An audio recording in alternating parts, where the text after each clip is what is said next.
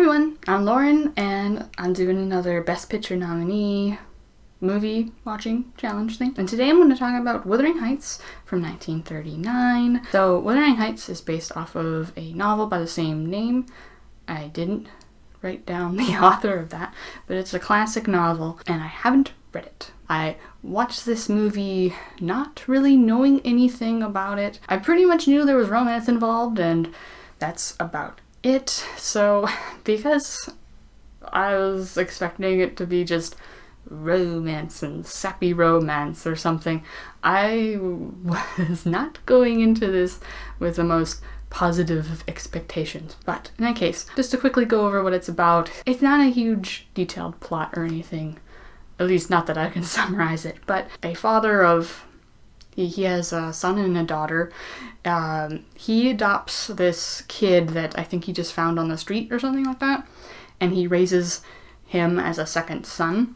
But then one day the father passes away, and now his blood son, I forgot his name, he's kind of a jerk, so I'll call him Jerkface. He's now in charge of the estate, and he doesn't like the adoptive son, so he forces him to be the stable boy, essentially. The daughter and the adoptive son, they kind of like each other, and throughout the beginning of the movie, they're going over things that they do together, and they frolic through the fields and all that stuff. They have their own little rock space that they call their castle, and it's very sweet and such.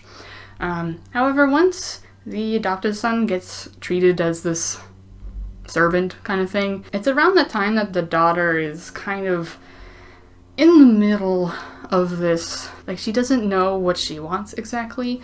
She does really love the adoptive son, but she also really wants the fancy parties and the dressing gowns that she can't afford, because they're not a super well-off family. And she knows that if she marries adoptive son right now, kind of thing, then she won't have that. She'll be pretty poor. And the way that she expresses this gets into a lot of trouble, and from there, it's kind of a tragedy of the adoptive son and the daughter, as they kind of want to be together, but things happen and it's kind of too late. That's how I describe it. I was expecting this to be pretty sappy and boring or something, because I hear a lot of people going like, it's not good. I can't remember the exact complaints, but I've always heard complaints about Wuthering Heights. But based off of this adaptation, I'm sure there's others, I don't think it's supposed to be mainly a love story. They start off with love, and its main focus and the really good part of this film, at the very least, is the tragedy of these two people that love each other but cannot be together, or things get in the way and stuff like that, and they have to not be together.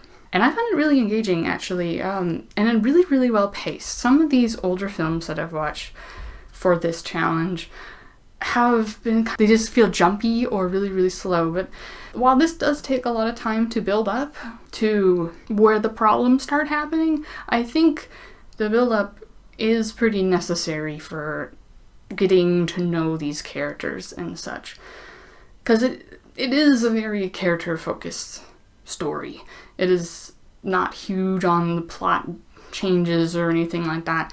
It's just solely about the tragedy that these characters go through. I thought it was really gripping. I feel like I really like the acting of the two main characters, the adoptive son and the daughter, particularly the son guy. I don't know if any of them are particularly well-known, or if they were big actors, actresses back then, but yeah, good performance, and everything looked really good. Like composition-wise and stuff like that. It did help as well that thankfully Amazon had this for free with Prime or whatever, and thankfully they had it at a decent quality, because sometimes Amazon can be a little hit and miss with streaming, particularly with older films, I've noticed so far. sometimes they're really bad quality. I think I can separate that out fine enough, but it doesn't help with enjoying the thing. So thankfully that wasn't the case this time. Yeah, another thing that I appreciated about this is that the main thing that kind of starts their separation, on why they can't be together, lovers or whatever, it happens starting in their teens, probably, I'd say. I'm not exactly sure on the ages of the characters at any one point. They may have said, but I don't remember. And it kind of comes from miscommunication a little bit, and a little bit of teenagers don't know what they want, / can't plan. And normally that kind of thing is really irritating to me. It's like almost an excuse to like, oh yeah, the teenagers, they're dumb. Yeah, this is the conflict, stupid teenagers.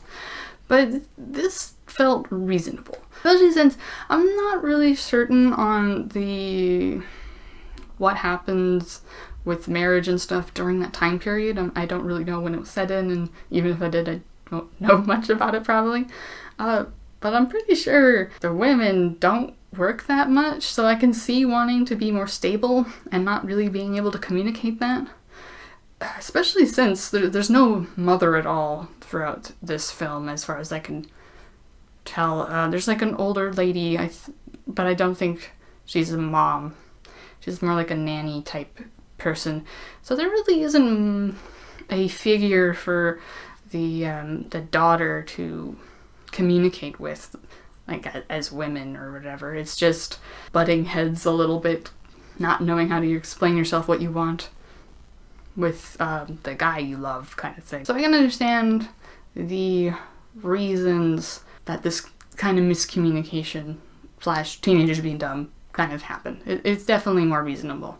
So, yay. And the big thing for me, I don't usually have feelings really for romancy-esque stuff. This was gripping throughout the whole thing. And even if I didn't necessarily care for anybody, it didn't matter to me. It was still just like, emotions. So that's always a big thing for me if that happens. I feel like there's been a few in a row that I'm like, emotions, but it honestly doesn't really happen that often. It's just some of them I've gotten lucky with, some of them I haven't. I think that's all I have to say about Wuthering Heights. But anyway, let me know if you watch this film, if you've read the book, that kind of thing, your thoughts on those. And thank you so much for watching. Hope to see you again in another video. Bye.